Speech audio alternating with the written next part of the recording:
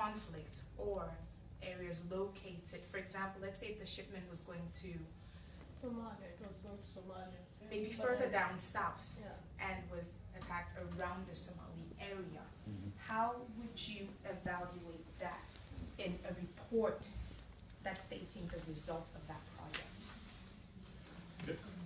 Those were 1, 2, 3 That might be a questions. difficult question for you. Yeah, we could get 2 more. We could get 2 more before we answer. So we take yours and then we take yours. Luke again. And my question is to Mingo. Please your name because I hate Luke. saying Luke again. Luke. Yes. I can call me beautiful. That was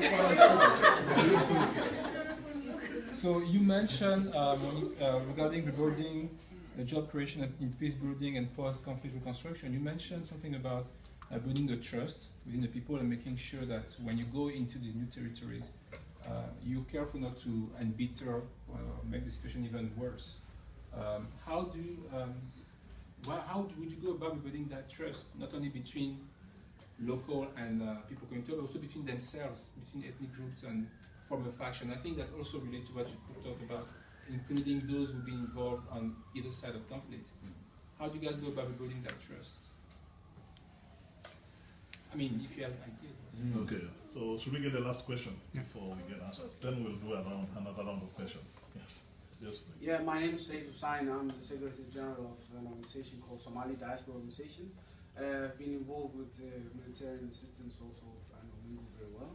And also actually the church aid. I've met Lisa and you're beginning to go into Somalia.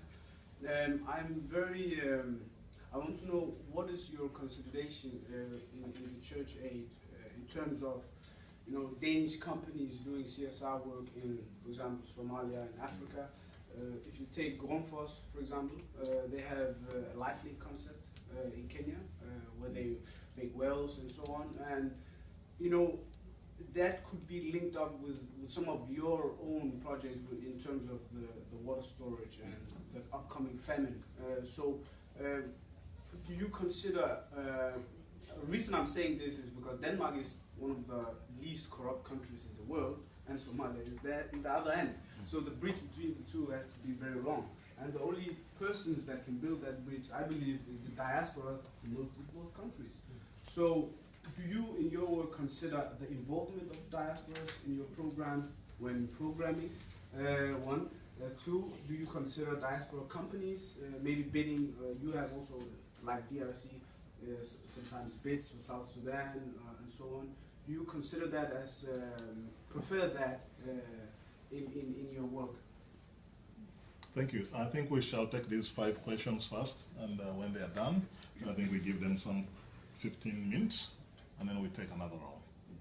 Okay. Thank you. So I think we start with Mingo.